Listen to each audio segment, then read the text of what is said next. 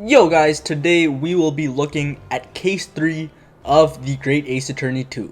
The Return of the Great Departed Soul starts off with a goofy and fun cutscene in the Great Exhibition. The premise of the case is very out there, and that's not a bad thing. A lot of the early plot points are interesting. Although, I'm not a huge fan of how everyone treats Gregson.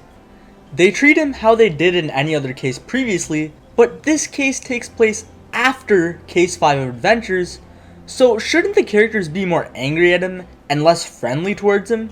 Like, the guy was essentially willing to let Gina get killed in order to protect government secrets. It feels like his actions in that case were just glossed over. I mean, sure, he helps Gina out afterwards, hence why she's his apprentice now, but it's weird how they just don't talk about what he did at all. And I'm not a big fan of how they set up some of the events in the beginning. Like, we randomly go to the Waxwork Museum because Sholmes knows everything, apparently. This leads to problems with the first dance of deduction as well, because I'm not sure what this deduction has to do with proving Albert Harebrain not guilty, and it's not fun in its own right either. It's essentially the same problem that I had with the dance of deduction in Case 4 of Adventures. That being said, it is at least more quick. It's not a great dance of deduction, but it's not terrible either. My favorite part from the first investigation is Van Zieks and all of his connections. First, we got Albert Harebrain, who is a defendant I really like. I like how he ties in with Van Zieks, and I think it's funny how he cares more about his work than himself. I can say the same for Madame Tuspels. The most interesting thing about her character was how far she went to craft her sculptures. I also like how we get to talk to Van Zieks about the Reaper incidents. This is a huge plot point, so it's nice that we can talk to Van Zieks and get his views on the matter. Equally as interesting is this mysterious masked man figure. I mean, I think we all knew who the game was hinting at, but not revealing who he is a good way to build suspense. And I also like how we bring up the incident in which Van Zieks starts to change. We bring up the professor's incident and learn that Van Zieks' brother died. Finally, I love the conversation between Van Zieks and Albert Harebrain at the end of the investigation. It's a very interesting conversation because we see that Albert is totally fine with Van Zieks prosecuting him, and the scene does a good job of showing that these two characters know each other very well. This conversation makes you interested in seeing how these two characters will interact in the trial. So it does come as a surprise that Van Zieks tries to counter your arguments and argue that Harebrain did murder Odie Asman in court. Initially, it may seem as if Van Zieks wants to take the prosecution role and go easy on Ryu to make it simple, but that's not the case at all. However, more surprisingly, Harebrain himself destroys your own arguments. These moments were very entertaining because it was unique to the series. Harebrain wants to believe that his invention was legitimate, and he cares about that more than he does his own life. So Ryu has a client who shuts down his own arguments, which is hilarious to see. Honestly, there isn't much to talk about with this first trial. The cross-examinations are solid, there is a lot of theorizing at the end, but that's fine since the case is incomplete. The end of the trial is also pretty cool, as Susato has a surprise return. I also do like the scene where Harebrain comes to terms with the fact that what he's been working on has been tampered with. Even though he poured so much time into his hypothesis, nothing came out of it. It's just a nice arc overall, and we see that Van Zieks helps out Harebrain with that, which is cool. When we get back to the investigation, we learn that Jezelbrett's actual name was A. Shin. Personally, when I heard that name for the first time at the end of Adventures, I thought it may have been a pun name for Asian, but then we hear her full name, which is Asa Shin. So it turns out there was a pun, but it was something completely different, which is funny. And I'm not a fan of how Ryunosuke doesn't realize what that name is right away, because those four names were treated with so much importance at the end of the first game. It was treated as a big reveal that we had to get to the truth behind, so I feel like those names should have been stuck inside Ryu's head, just because of his really strong reaction to the information when we first saw it. Another interesting plot point is of course the disappearance of Cosmo's body. Why is Cosmo's incident covered up like this? Why was Cosmo's name on the list? What is going on with this guy that was her best friend? In the meantime, surprise, we have a second dance of deduction, and I really like this one. This was a great dance of deduction, and I'll explain why. First, Sholmes' explanation is brief. He doesn't take forever to explain his conclusions. It's short, and it allows us to get into the actual deduction portion quickly. Second, the scene we're investigating is actually interesting. There are 2 shoe prints near the ceiling area, and there's an air balloon and a rope in this area as well. There are many objects that were also flipped upside down, which seems strange. And in the middle, you got a device that looks like a time bomb. The setting gives you enough information to work with to make deductions. It's kind of boring if you just turn the camera a little bit and find a new object to make your deduction. There isn't much thinking to that at all. However, here they give you a lot of information at once, so you can connect multiple things at the same time. There are a few times where it is necessary to turn the camera, but you can still solve the general mystery of the furniture being flipped to find the safe code, and then using the safe code to get Drebber out of the safe. It's also awesome that we discover important evidence in this deduction, so it's definitely one of the best that this duology has to offer. Other than that, the only thing I want to mention in the second investigation is that I like the professor storyline. I think this serial killer emerging out of the grave is a very interesting hook for the overarching plot. But with that, let's go straight to the trial, because most of what I want to discuss is resolved there. The beginning arguments are messy. Ryunosuke argues that there are 2 bird cages. The first argument from Ryu is that many witnesses saw the birdcage plummet head first, while the birdcage he had as evidence was broken from the base. Van Zieks counters this by saying witness testimony is unreliable since the incident happened at a high altitude. So Ryu's second argument is just pointing out that another location the birdcage could have fell 30 feet from was the machine itself. This means there could have been 2 bird cages. However, what Ryu points out here is just a possibility. This doesn't mean that there must be 2 bird cages, but that's how the game treats the situation. After that though, the trial does start to get better. Van Zieks knows what Ryu is saying is just a theory, but he allows that theory to be fully explored. And the case itself is fairly easy to solve. Unlike case 2 where I was completely lost, I figured out how this crime went early into the second investigation.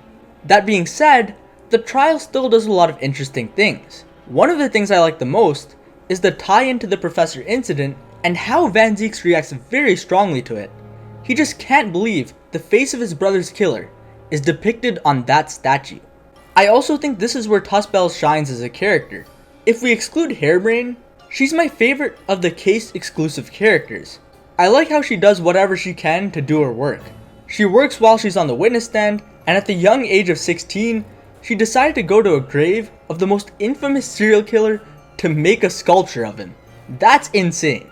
There are also later moments in the trial that aren't very good, like when we present the camera to prove that the professor's blood got onto the camera, because we can't say for sure when the blood got onto the camera, and we still don't have the forensic equipment to test whose blood it could be. It does not prove that Drebber witnesses the professor rising from the grave, and the case does take some other weird turns.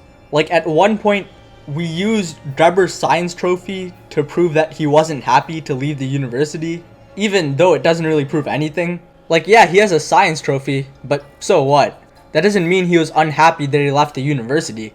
And I think the big problem with this whole backstory section is that we really don't spend enough time on the actual present day case. All of a sudden, Scythe just admits to being coerced into the plot, even though she really doesn't need to. It would be a lot better if she didn't admit to anything because our evidence is so flimsy. Of course she wants to get away with the murder, so that's the reason why she wants the trial to end, but she can easily get away with both the murder and her crime from 10 years ago. And I'm not even sure the way we catch Scythe is definitive. Like, I understand what they're saying about how the blood flowed downwards because of gravity, but is that the only possible way for the bloodstain to look like that? Like, can it not look like that if the victim was lying down? I feel like that's something we don't know. I feel like this is a concept that just hasn't been taught to us, because I can easily imagine blood flowing downwards even if he was like lying down. Like, I can just imagine the wound looking like that, if that makes sense. I don't think that's something a lot of people think of, So I didn't think it was a cool way to take Scythe down. Overall though, the trial is still pretty good, just because I find it entertaining. The entire Professor incident with someone rising from the grave is a fun concept, and it's fun to try and tie all the plot points we have together at this moment. The case in general just has some fun storytelling, with so many interesting plot points, like the Professor, Cosmo's possible fake death, Van Zieks' past, and the death of his brother. The final cutscene is amazing, and the final 30 minutes of the case, in general, is a 10 out of 10. Van Zieks gives us more insight into the Professor incident, which continues to be interesting. We understand his hatred for the Japanese, even if it's understandably not an explanation a lot of people like. And we understand why the Professor incident had a lot of cover-up. But really, this is where the presentation excels. Usually the presentation of the game doesn't play a huge part in how much I like it, and that's true for the game as a whole, but if used really well, it can make a really big impact. We have a lot of voice acting, and the music combined with the interesting story makes this part of the game really epic. The scene slowly builds up to the reveal of who's behind the mask, and it just makes you eager to see how the killer looks. Of course, the reveal of who's behind the mask is only build up for something greater. Kazuma's memories start returning to him, and we get this powerful piece of music playing as he reveals his identity. It's an awesome reunion, and of course it ends equally as strong as Kazuma slices his father's wax figure. We can sense his anger, and the scene gives us more clues about what his mission was. We see that Kazuma's already more distant from Ryu and Susato, which is an excellent segue into Case 4. This cutscene is a contender for the best moment in the entire series. So yeah, that's saying something. It might seem natural for me to hate this plot point of Kazuma's revival, because I'm a huge fan of Case 2 in Adventures. Doesn't this case invalidate the case on the boat? That whole message of Kazuma losing his life easily, and how we have to respect and not take life for granted, is lost. Well, for me, this reveal that Kazuma is alive doesn't ruin what I felt during the boat case. I usually don't believe in cases retroactively getting ruined or better. For me, the quality of a case is based on what I experienced while playing that case. So this case has no impact on my rating of the Unbreakable Speckled Band. I am also fine with Kazuma's revival. While I think the idea of Kazuma losing his life in a way that feels pointless was a very cool idea, I think his fake death is also a new idea that's very interesting. Kazuma actually being alive was only retroactively added by Takumi because Kazuma was a popular character in Japan. The original plan was for Kazuma to stay dead, or at least that's what I heard. I don't have actual evidence of this, I've just heard many people say this was the case, so don't take that as a fact. But either way, I'm just interested to see how this plot point of Kazuma being alive is executed in the final two cases. So it's time to wrap up my thoughts on the case as a whole.